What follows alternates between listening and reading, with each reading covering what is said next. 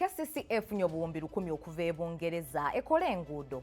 Gano ge mawulire mu Luganda ng'omusomi nze Divine Masinalwanga muzzukulu wa Mugema.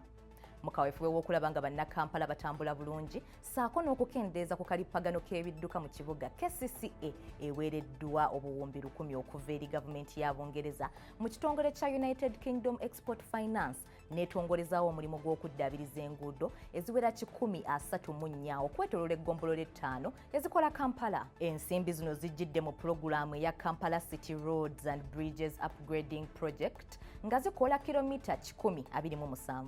Endagaano wakati wa KCCA ne kampuni egenda okukola enguudo zino okuva e Bungereza eyitibwa MS Colas Limited zassiddwako emikono wakati w'abakulira KCCA okuli Minisita Kabanda, Lord Mayor Erias Lukwago ne Sharifa Buseki ku lwa KCCA.